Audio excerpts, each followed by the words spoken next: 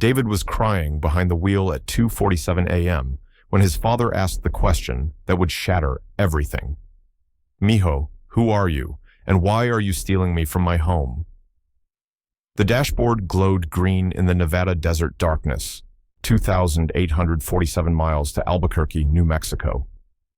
Roberto Martinez slept in the passenger seat, clutching a faded photograph of a woman who'd been dead for 3 years, but lived forever in his Alzheimer's ravaged mind.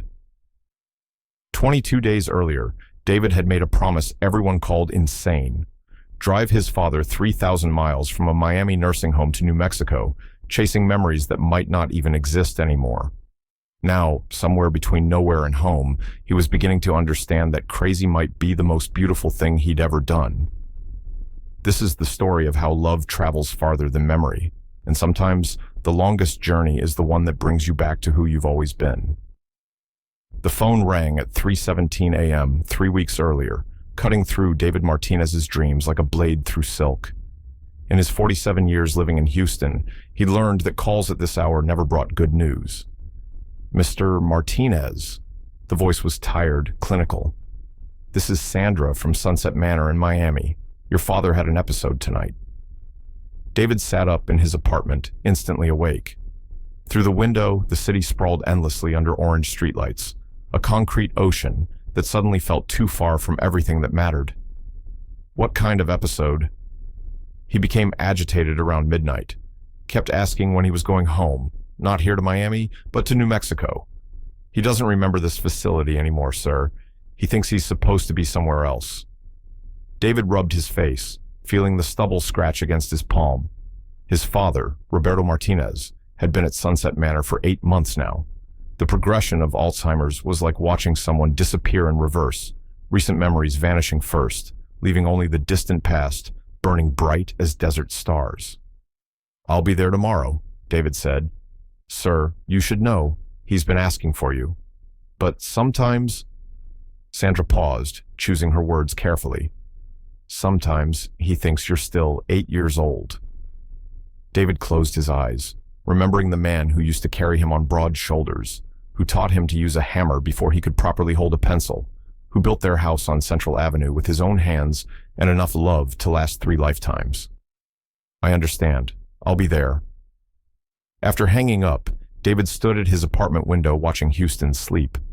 Somewhere in Florida, his father was trapped in a mind that had become a stranger to itself, and David was about to make a decision that would change both their lives forever. David arrived in Miami as the sun painted the sky in shades of pink and gold. Sunset Manor sat like a pastel fortress against the Florida humidity, all palm trees and promises of comfort. But as he walked through the automatic doors, the smell hit him, that institutional blend of disinfectant and resignation that no amount of tropical decor could mask. He found his father in the sunroom, staring out at a small courtyard where other residents shuffled in circles like lost satellites. Roberto Martinez had once been a mountain of a man, a Vietnam veteran who'd built half the houses in Albuquerque with his bare hands. Now he seemed folded in on himself, a paper airplane that had forgotten how to fly. "Papa." Roberto turned, and for a moment, David saw a flicker of recognition cross his weathered face. Then confusion clouded his brown eyes. "David, mijo, you got so big." Roberto reached out with shaking hands, touching David's face like he was checking to see if he was real. "When did you grow up?" David's throat tightened. In his father's fractured timeline, he was still the 8-year-old boy who used to ride on Roberto's shoulders, reaching up to touch the ceiling fans. "Papa, I'm here now. They said you want to go home?" Si, home to Albuquerque." "I don't know this place, David. Why am I here? Where's your mama?" David's mother had died 3 years ago, cancer, quick and merciless. But in Roberto's shattered memory, she was probably still making breakfast in their old kitchen on Central Avenue, waiting for her husband to come home from another construction job. "Tell me about home, Papa. Tell me about Albuquerque." Roberto's face transformed, lighting up like sunrise over the Sandia Mountains. "Oh, mijo, you should see it. The way the light hits those mountains in the morning, purple and gold like God's own painting. And your mama, she makes the best breakfast burritos on Central Avenue. Green chili that'll make you cry tears of joy." David watched his father's eyes clear as he spoke about New Mexico, saw the man he remembered flickering back to life. In that moment, he made a decision that would have seemed insane to anyone else. But as he watched Roberto's face transform with memories of home, it felt like the only sane thing left in the world. "Papa, what if I told you we could go home? What if we could drive back to New Mexico together?" Roberto gripped David's hand with surprising strength. "You mean it, mijo? We can go home?" "Yeah, Papa, we can go home." 3 days later, David loaded his father into a rented Toyota Camry, along with enough medications to stock a pharmacy and a cooler full of Roberto's favorite foods: bologna sandwiches, Dr. Pepper, and those little vanilla wafers that reminded him of childhood birthday parties. Dr. Patel had been less than enthusiastic about the plan. "Mr. Martinez, your father's condition is progressing rapidly. The confusion, the wandering episodes. What happens if he becomes agitated during the drive? What if he doesn't recognize you?" But David had seen something in his father's eyes when they talked about going home, a spark that had been missing for months. Maybe Dr. Patel was right. Maybe this was foolish. But sometimes, love makes you do foolish things. As they pulled out of Miami, Roberto pressed his face to the window like a kid leaving for summer vacation. "Which way is home, David?" "West, Papa. Always west." They drove through Florida's endless sprawl, past orange groves and tourist traps, past billboards promising the best alligator wrestling in 3 counties. Roberto dozed in the passenger seat, occasionally muttering in Spanish, sometimes to David's mother, sometimes to buddies who'd been dead for 30 years. Their first stop was Tallahassee, where they spent the night in a Motel 6. Roberto woke up confused, asking where they were. "We're going home, Papa. Remember? We're driving to New Mexico." "New Mexico?" Roberto frowned. "But I live in Miami now. That's what the nice lady told me." David's heart sank. The disease was like weather, unpredictable, changing by the hour. "Papa, look at me. I'm David, your son. We're taking a trip together, just you and me. Like when I was little, remember?" Something shifted in Roberto's expression. "David? Me, David? You came back?" "I never left, Papa. I'm right here." Alabama rolled past in a blur of pine forests and roadside barbecue joints.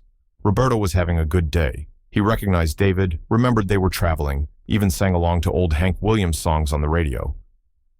"You know, mijo, I drove this route once before, 1969, coming back from Vietnam. Had a buddy with me, Jimmy Sandoval from Las Cruces. We were both so ready to get home, we took turns driving day and night." "What happened to Jimmy?" Roberto's face darkened. "Jimmy didn't make it home. None of those boys made it home. Not really. The war followed us like a shadow." They stopped for gas in Montgomery, and while David filled the tank, Roberto wandered into the convenience store. David found him 10 minutes later, standing frozen in the snack aisle, tears streaming down his face. "Papa, what's wrong?" "I can't remember," Roberto whispered. "I can't remember what I came in here for. I know it was something important, but..." He gestured helplessly at the rows of candy and chips. David put his arm around his father's shoulders. "Maybe you just wanted a Dr. Pepper?" Roberto's face brightened. "Sigh, that's it. Dr. Pepper. Your mama always says I drink too much, but a man's got to have his vices, right?" They bought 3 Dr. Peppers and got back on the road. The sun was setting as they crossed into Mississippi, painting the sky in watercolors that seemed too beautiful for the ache David felt in his chest. Roberto had been quiet for the last hour, staring out the window at cotton fields that stretched to infinity. "David?" "Yeah, Papa?" "Sometimes I feel like I'm drowning, but instead of water, it's time. All these years just washing over me and I can't grab onto anything solid." David reached over and took his father's hand. "I'm solid, Papa. I'm right here. Promise me something, mijo. When we get to New Mexico, when we get home, promise me you won't leave." "I promise, Papa." They stopped for the night in Jackson at a diner that advertised home cooking since 1952. The parking lot was half full of pickup trucks and sedans that had seen better decades, but the smell of fried chicken and coffee drifted through the screen door like a welcome. Roberto studied the menu like it was written in hieroglyphics. "I don't understand these words," he said quietly. David read the menu aloud, describing each dish. When the waitress came over, a kind-faced woman named Betty who called everyone honey, Roberto became animated. "Miss, you remind me of my wife. She's got the same smile, always smiling, my Carmen." Betty winked at David. "Your wife sounds like a lovely lady. What's her name?" Carmen Martinez. She makes the best enchiladas this side of the Rio Grande." David didn't correct him. His mother's name had been Rosa, and she died 3 years ago. But in Roberto's fractured memory, she was alive and cooking enchiladas, waiting for him to come home. After dinner, they sat on the motel balcony, watching fireflies dance in the darkness. The air was thick with humidity and the sound of crickets, a southern symphony that seemed to wrap around them like a blanket. Roberto was quiet for a long time. Then, "David?" "Yeah, Papa." "Do you think she's waiting for me?" "Your mama." David felt his throat close up. "I think she's always waiting for you, Papa, wherever she is."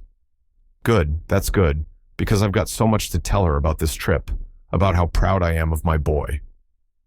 They crossed into Louisiana as the sun was painting the morning sky in shades of amber and rose. The landscape changed from Mississippi farmland to Louisiana swamp, cypress trees draped in Spanish moss like old men wearing shawls. Roberto became agitated as they drove through Baton Rouge. "This isn't right," he kept saying. "This isn't the way home." "Papa, we're taking the scenic route, seeing the country." "I don't want to see the country. I want to go home." His voice was rising, attracting stares from other drivers at red lights. David pulled over at a rest stop, trying to calm his father down. Roberto got out of the car and started walking toward the highway. "Papa, wait." David caught up with him just as Roberto collapsed to his knees in the grass, sobbing like a child lost in a department store. "I'm lost, David. I'm so lost, and I can't find my way back." David knelt beside his father, putting his arms around him while other travelers stared and whispered. He didn't care. Let them stare. Let them judge. This was love, messy and heartbreaking and real. "You're not lost, Papa. I know exactly where we are, and I know exactly where we're going. Trust me, okay?" Roberto looked up at his son with eyes that seemed suddenly ancient, full of the weight of years he could no longer carry alone. "How did you get so wise, mijo?" "I learned from the best teacher I know." They sat in the grass for 20 minutes, watching 18-wheelers thunder past on Interstate 10 until Roberto felt steady enough to continue. As they got back in the car, he reached over and squeezed David's hand. "Thank you for not leaving me behind." "Never, Papa. We finished this together." Texas announced itself with swagger, all big sky and bigger attitudes. They drove through Houston's urban sprawl, past refineries that looked like mechanical dragons breathing fire into the dawn. David pointed out his apartment building as they passed, but Roberto was having a bad day and didn't seem to register it. He'd woken up in their Beaumont motel thinking David was a stranger trying to kidnap him. It took 2 hours and 3 phone calls to old friends in Albuquerque before Roberto remembered who David was. "You're my boy," he said finally, touching David's face with trembling fingers. "My David. I'm sorry, mijo. Sometimes the fog rolls in, and I can't see through it." "It's okay, Papa. The fog always lifts eventually." They stopped in San Antonio where Roberto had been born. David drove through the old neighborhood, houses that had seen better decades, corner stores with signs in Spanish, children playing in streets that probably hadn't changed much since Roberto was young. "Stop here," Roberto said suddenly. They were in front of a small white house with a chain-link fence and a garden full of roses. An elderly woman was watering her plants in the morning heat. "Excuse me, Senora," Roberto called out. "Did you know the Martinez family? They used to live on this street." The woman looked up, squinting in the Texas sun. "Martinez?" "See, there were many Martinez families. Which one?" "Roberto Martinez. He had a son named David." The looked up, squinting in the Texas sun. "Martinez?" "See, there were many Martinez families. Which one?" "Roberto Martinez. He had a son named David." The woman's face transformed. "Roberto, little Roberto with the big dreams. He wanted to build houses, make them strong enough to last forever. Is that you, Roberto? Roberto's confusion melted away like ice in summer heat. Senora Gutierrez? Elena Gutierrez? Sí. Roberto, look at you, all grown up, and this must be David. You look just like your papa when he was young. They spent an hour on Elena's porch, drinking sweet tea and listening to stories about Roberto's childhood. For that hour, Roberto was completely present, completely himself. He laughed at Elena's jokes, remembered mutual friends, even asked about people David had never heard of. When they finally said goodbye, Elena hugged Roberto tight. You were always a good boy, Roberto. Your mama would be proud. As they drove away, Roberto was quiet for a long time. Then, she knew me.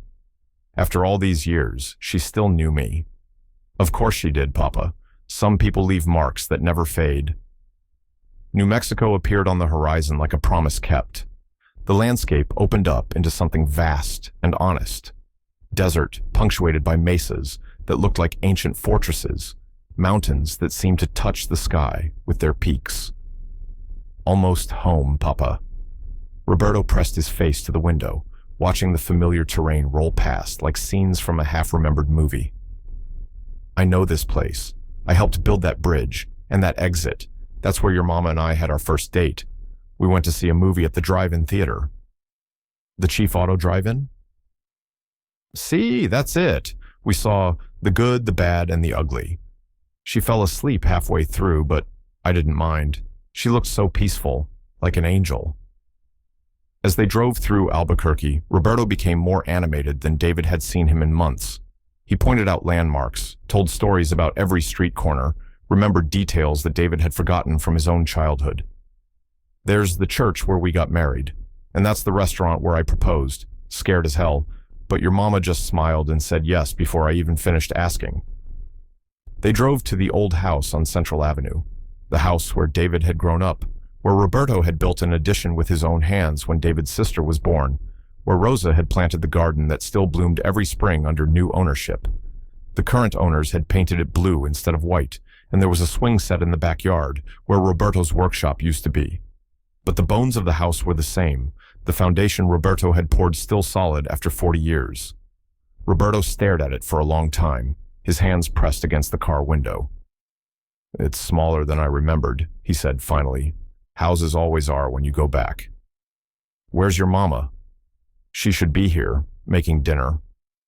David's throat tightened like a fist around his voice. She's not here anymore, Papa, remember? She died 3 years ago. Roberto's face crumpled like paper in rain. She's gone?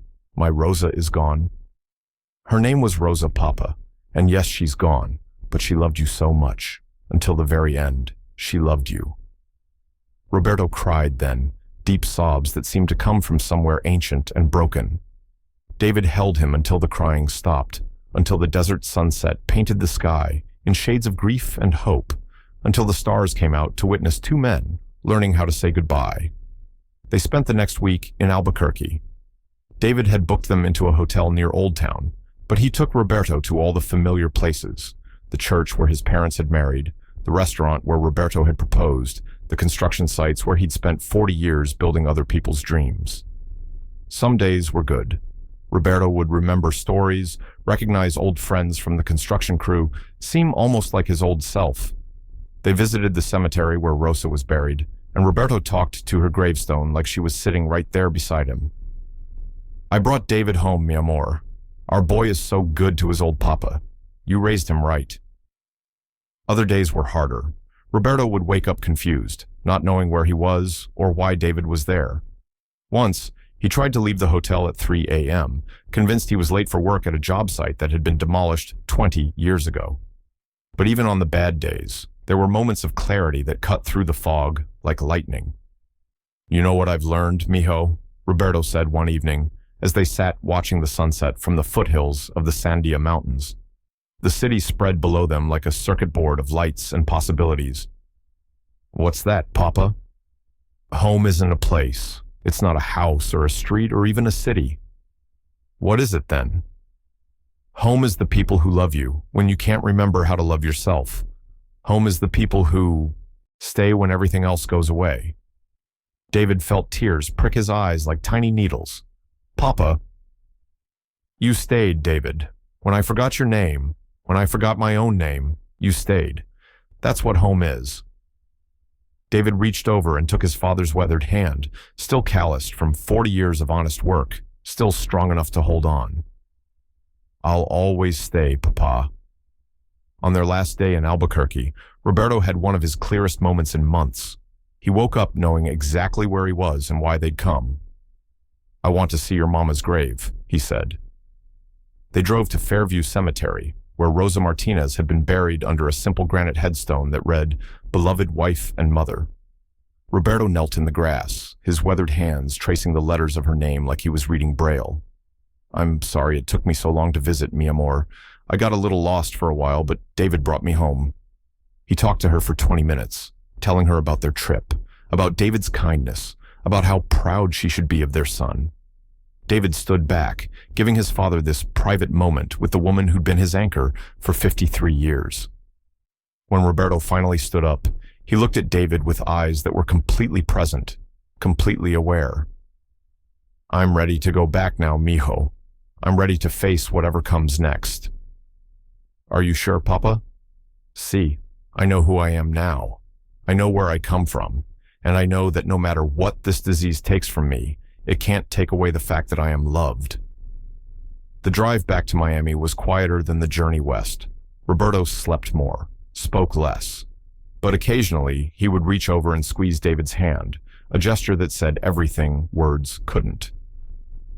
6 months later, David had moved to Miami, taking a job that let him visit his father every day. Sunset Manor felt less like a prison now, and more like what it was. A place where people who couldn't remember how to take care of themselves could be safe and loved. Roberto still had bad days, days when he forgot David's name, days when he asked for people who'd been dead for decades. But he also had good days, days when he remembered their trip west, days when he smiled at the photos David had taken along the way. On the good days, they would sit together in the sunroom and look through the photo album from their journey. Roberto would point to pictures of Texas highways and New Mexico sunsets, of diners and motels and rest stops along the way. We took a trip once, he'd tell anyone who would listen. My son David and me, we drove all the way home. And in those moments, David understood that home wasn't a destination you reached. It was a journey you took with the people you love, mile by mile, memory by memory, all the way to the end of the road and back again.